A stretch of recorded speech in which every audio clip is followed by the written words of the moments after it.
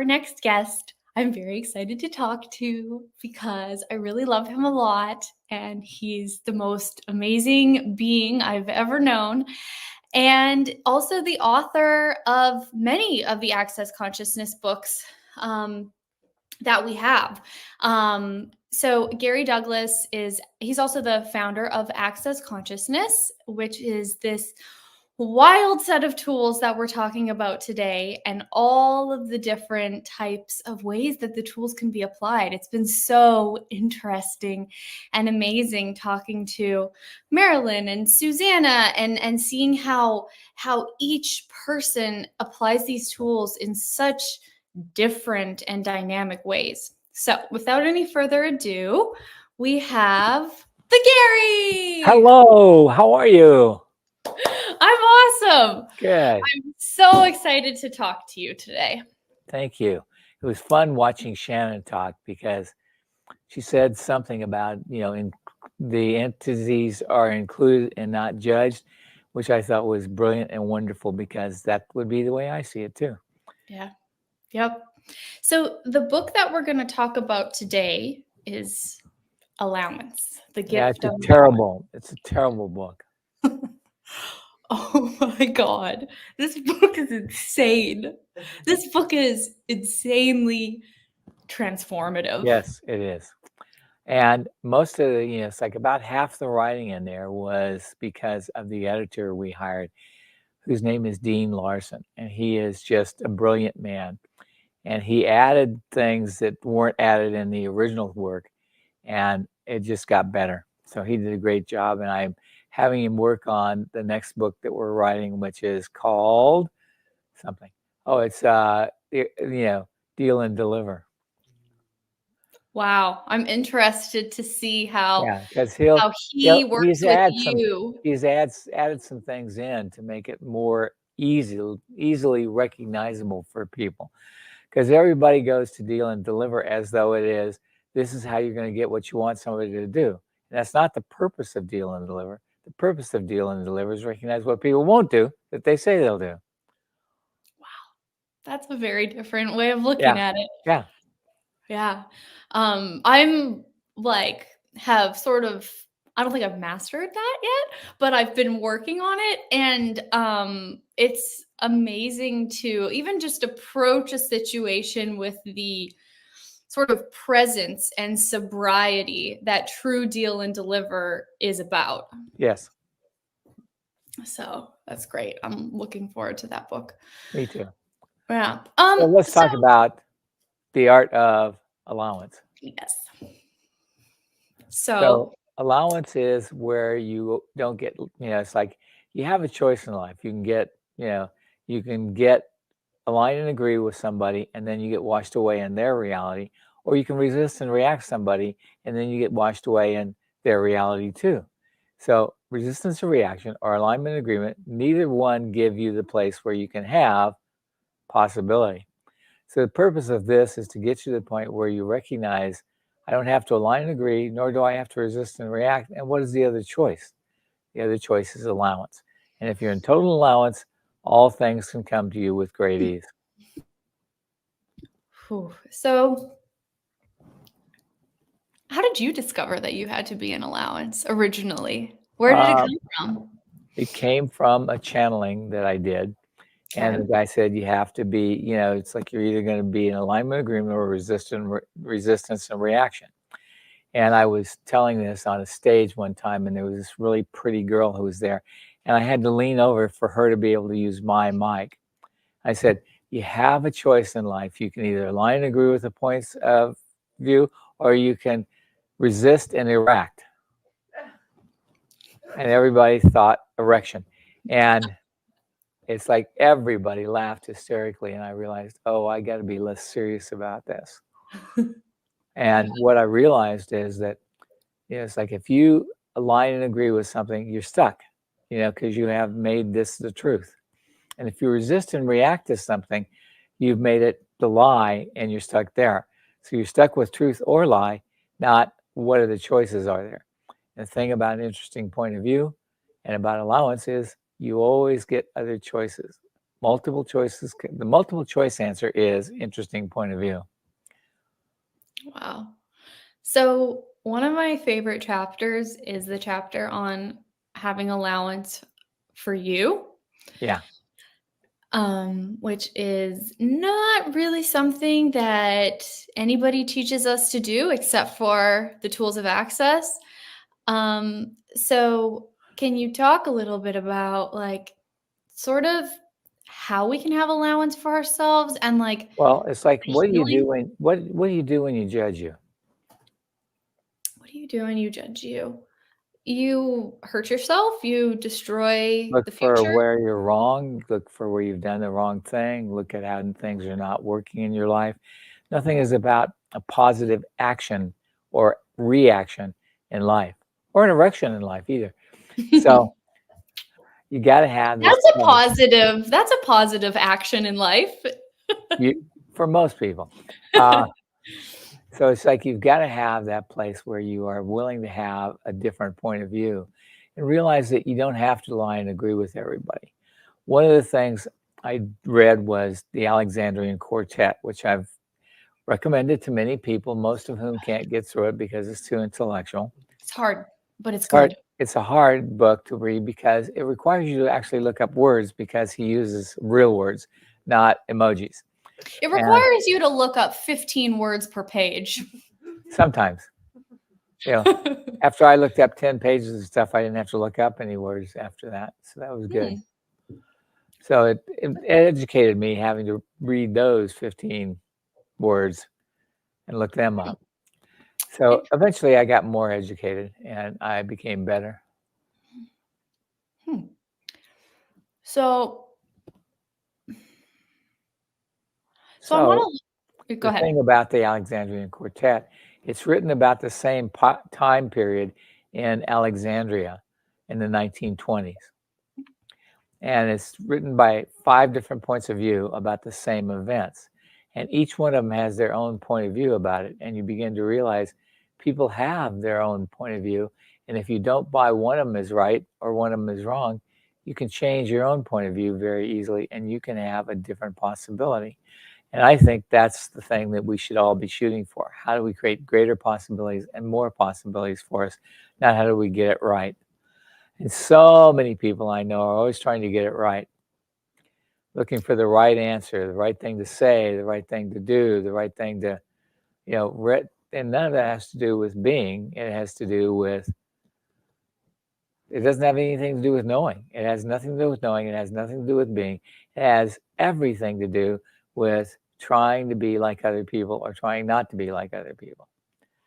Right. And that really gives you no freedom. So boring. It's really, and the boredom turns into difficulty and darkness. I know, isn't it fun? Used to be. If you like telenovelas, it's really good that way. Oh my gosh. I was telling Susanna Mittermeier on her interview that when I embraced the need and when I embraced my willingness to be a drama queen and be dramatic, then it's like I started watching. My friend and I have been watching this crazy reality TV show called Love is Blind, where they like basically force these people to get married. And we run bars and I yell at the TV and it's so fun. And then I go on with my day and I don't want to make any more problems. I've had enough for the day. That was fun. Yeah. Well, that's the interesting part. It makes the problems. And it's like, and we don't realize that we invent and create problems for the most part.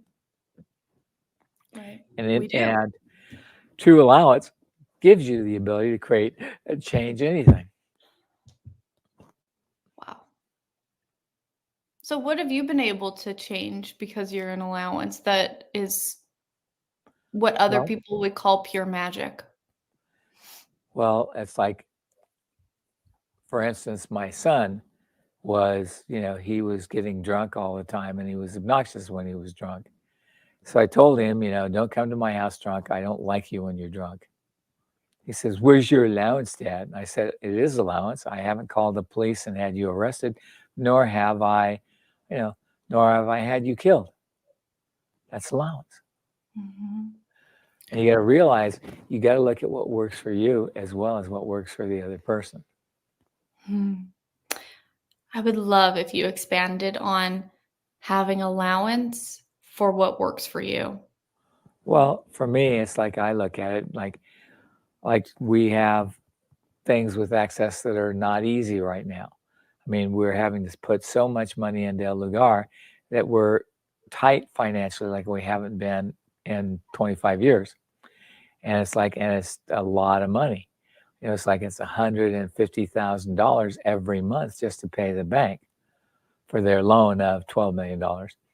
And it's like, and supposedly we're only paying interest, but it's not actually, when you figure it out, it's actually interest and principal that we're paying down. And they were supposed to give us 15 and they only gave us 12. And why are they doing that? They're doing it because they want to foreclose on us and take the property away from us because it's being so successful. Banks are not your friends. Don't ever think they are. Hmm. So how do you have Allowance for that? yeah. I just know what they're going to do. Why would you choose this? Because you want something. What is it they want? They want the property. I'm not going to let it happen. So we've been coming up with the money and making it work, and it's all working. We might run out of money next month, but probably not. So how do you not have an absolute panic, freak out, meltdown, and lose your mind? You don't actually have a point of view about it at all. No, Money isn't really it's real to you, but it's not really real to you. It doesn't really it's exist. money always shows up when you're willing to just have it show up, and you're not willing to have yourself destroyed by it. See, most people think that having to pay that kind of money per month would destroy them utterly.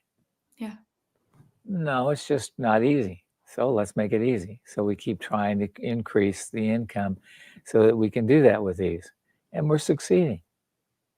Right. But we don't align and agree with the point of view that this is going to be a disaster. We don't align with the point of view that this can't happen. We ask, what else is possible? Wow. I mean, there's just something so big in what you're talking about. Yes, but most people don't want a big life, so they won't let themselves have this. They will do trauma and drama because that's more true from their point of view. So you do things in such a way that it's not that you're taking a risk, it's that your level of awareness Well, of it is a risk. It's a risk that, it might not show up, but I don't actually believe it is most likely to not show up. But I watch people all the time who are trying to prepare for a disaster that's going to happen by handling it now so that it doesn't happen. I never do that because my point of view is handle whatever happens when it happens and don't worry about it before then. Because otherwise you will make sure that you have exactly the disaster that you thought of to be able to handle it because you've already decided how you can handle it. I don't do that. Hmm. This is going to be a disaster is not a reality to me. This is going to be an inconvenience, yes. Disaster, no. And so you're aware of the possibilities. Yeah. You're basically spending all of this money on us. Like, I'm spending this money on creating a future that will be unique for the whole world. yeah. I mean, what we're doing at El Lugar with the way we're doing the hot water, the way we're doing the air conditioning, the way we're doing the whole thing is not what has been done in the past. Right. It's something totally new. Our septic system is handled through plants, not through chemicals. So cool. And it's just very different. So everything about it is having the difference that will create a greater possibility for the future. And we have Liam, who's working on doing a biodigester to give us enough gas, quote unquote, to have a way of creating all the electricity we need to run the place. So it won't cost us anything for electricity. And that's all based on the waste that we all have.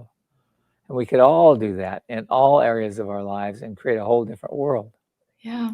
You said recently, you all have a life, but most of you don't know what to do with it. Like it's like an object that you're like, what is this thing? I don't know what to do with this thing. I have a life. What the fuck do I do with this? Yeah. Which reminds me of a joke. This little boy goes out with his brother's going out in his new car, and the little boy gets in the back seat and covers up, and he's out, and his brother says to his girlfriend, "Give me a piece," and she says, "Okay," and then the car rocks and rolls, and he goes, "Wow, I wonder what happened." So he goes to the bus stop the next day, and he sees his pretty girl sitting there, and she says, "Hi, how are you?" And he goes, "I'm great. Give me a piece." And she goes, "Fuck you, you little twerp," and slaps him. And he goes, "Whoa, that wasn't what I expected. Okay, try that again." So he goes up to another lady and says, "Give me a piece." And she says, "Sure." Then he turns to me and goes, "Okay, now that I got it, what do I do with it?" Exactly. It's like, what the hell is it? And what direction do I take? Yeah. Where do I go? What do I do? And it's like, and the thing is that if you have the point of view of what do I do? Where do I go? You have possibilities show up. If you go, oh, this isn't going to work, or this can't work, or this is terrible, that's all you can do is create the terrible, the good, the bad, and the ugly. Wow. I mean, you really ask people questions. I haven't told you this yet. So you were teaching me how to ask my 15-year-old stepdaughter questions. And I cannot believe how much control I have over my 15-year-old stepdaughter, because questions are so powerful. I mean, and I'm using the control to empower her and make her a more of who she is as a being and greater. But I'm like, whoa. I was going from the presumptive reality that now that she's a teenager, I can't handle her and I have no control and I just have to like let it all go or be super harsh with her. And you're like, well, why don't you ask her what her choice is creating? So the other day I said, it's your spring break. You have 9 days. You don't have to hang out with me at all, except for 5 hours. I just want to go for a hike. And she's like, fine. So it's the morning of the hike and she's being really grumpy and really mean. And I was super chill, but I was like, oh, are you like wanting to punish me for making you go on a hike today? And she just and then kept eating her breakfast. And then about 3 minutes later, she came up and gave me a really big hug. And she was like so excited and ready to go on the hike. Yeah. But it's like the question made her realize, oh, do I actually want to punish somebody right now? Or could I just have a fun day instead? Yeah. And I was like, that's a lot of power, too. It is a lot of power, and it's the power that you need to be able to do anything. I had a lady who contacted me because she said she needed somebody to help her. So I put it out on the internet that she needed somebody to help her. He said, I just am so tired of these people. I hire them to do this stuff and they won't do anything I want them to do. They only do what they want to do. And I said, that's what you hire people to do what they don't want to do, that you don't want to do. Let them do what they want to do and they like to do, that you don't want to do. Don't hire somebody to do a specific job for you, because all they're going to do is fight you to prove that they know more than you and that they're right and they shouldn't have to do that. Right. And nobody wants to be controlled. Everybody wants to be controlled, but in the right way. Yeah. I love that. Wow, that's fantastic. Yeah. Oh, that just like went into every pore of my body. Like, wow. What does that upset that you're having create? Is that what you want to create? What do you want to create? How do you want to be? What's important to you? Yeah. And it's amazing to me. Not that she wasn't present before, but when you ask somebody a question, it makes them super present. Yeah. Yeah. You parented me very well. Thank you. Good. I'm trying to teach you how to be a good parent. Yeah. I was like, this changes everything, Yeah. and you say you treat everybody like you're parenting them in a sense, and Yeah. it's like, that's what I want to be now. Good. So be that, because it's way more fun. Oh, it's so fun. I've always like used the manipulations that you've given Yeah. me, and I've always really enjoyed because I never manipulate somebody to make them less. I never manipulate somebody to bring them down or to take one over on them or to necessarily even get what I want for my own purposes. I manipulate so that I can make things greater for me and them. And the one manipulation, let's say something that I did, said something to somebody that you taught me maybe 10 years ago. The results of me saying that one thing 10 years ago are affecting my life in a positive way today, I'm tomorrow. sorry. Exactly. It's got to be bad for you. Oh, it's so bad, it's good. Yeah, but when you have allowance for yourself, what you're doing is you're actually giving yourself permission to be a question, to ask a question, not have to have the right answer. And when you don't have to have an answer, you have a question.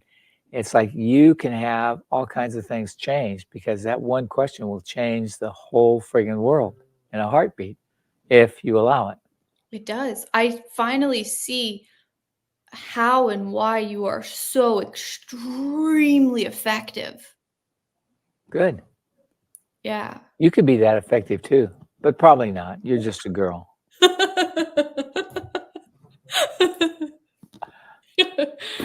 Wow. So cool. It's so cool. Oh, so cool. I don't know. I want to kind of switch gears for a second and talk about the book you wrote, also called The Lady. I know that Yeah. you and Kalpana have a telecall coming up about that. I'm really excited for the two of you to get together and talk about The Lady and being a lady. So, can you kind of just talk a little bit about how you see being a lady? Well, first of all, a lady never has to use force to get anything. They always use a question, which opens the door to somebody being willing to give them that. Where most people think they have to use force and they have to use major manipulation to get what they want. Right. Not really true. Right. And you have to have this place where you're willing to be a lady.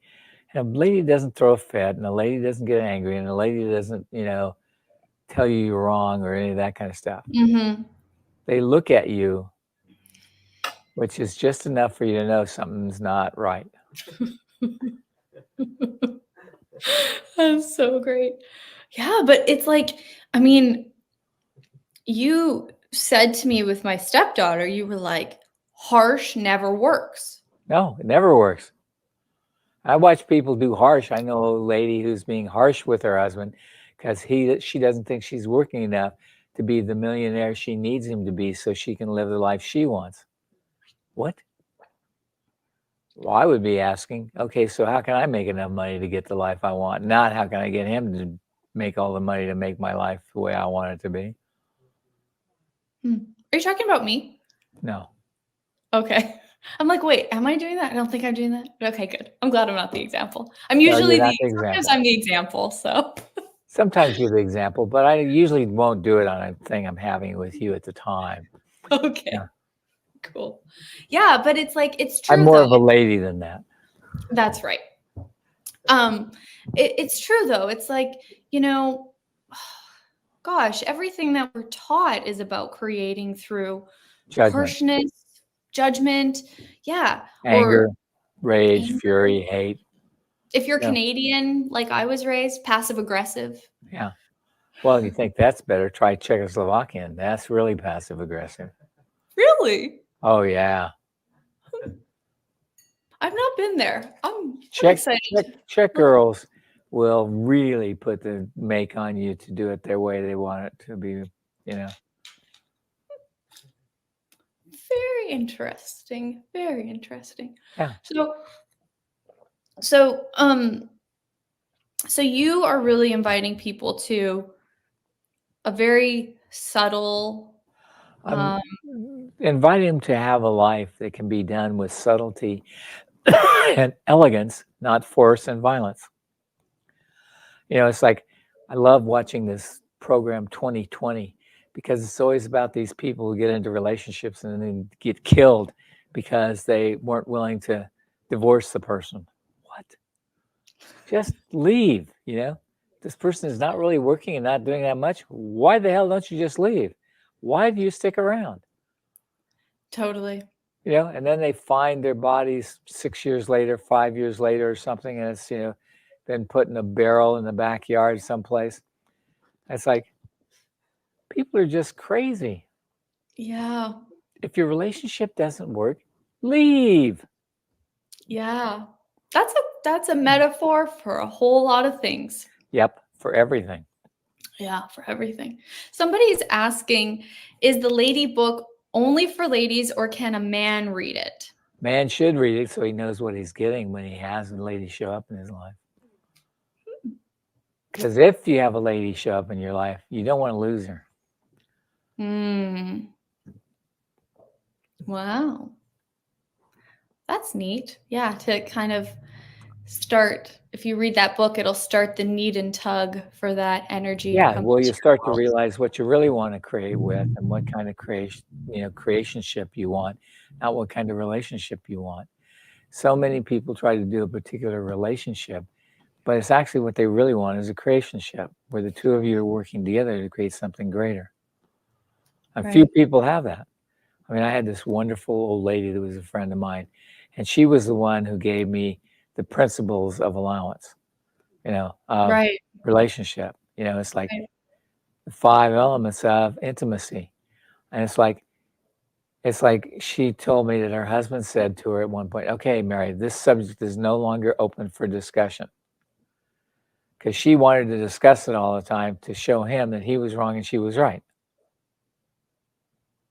And he would just say, "This is no longer up for discussion." And Right. she would shut down. But she was enough of a lady to know not to fight him, but to work with him to create something greater. And she loved him because he would make sure that her car was full of gas before she went out. He never put her in a car that was empty. He Sweet. always made sure she had gas. He would climb up, when he was in his 80s, he was climbing up ladders to change light bulbs. Wow. And she wouldn't let him because if he fell, he'd been, a basket case forever. So she says, "No, you're not doing that. I'm going to get the super to take care of this." And she would do that, and they worked with each other. He would ask her to go out to dinner with him and say, "Okay, please don't talk about your metaphysical stuff with these people. They're not that kind of people." So she wouldn't. Right. She would honor what his request was. And he would go out to dinner with her metaphysical friends and let them talk about metaphysics. Wow. That's a creationship, not a relationship. And in reality, that's what you want, folks. You don't want a relationship. That is so beautiful. Isn't it? Cool. Yeah. Yeah. Well, thank you, Gary. Thank you. It was great fun, Julia. You're good at this. Thank you, Gary. I found a new calling. Thank you. When I was a little girl, I watched Oprah every single day after school. And I was like, I want to interview people like Oprah does. Good. You're doing a good job. Well done. Awesome. Thanks, Gary. Thanks, dear Awesome. one. Take care. See you soon. Bye-bye. Bye-bye.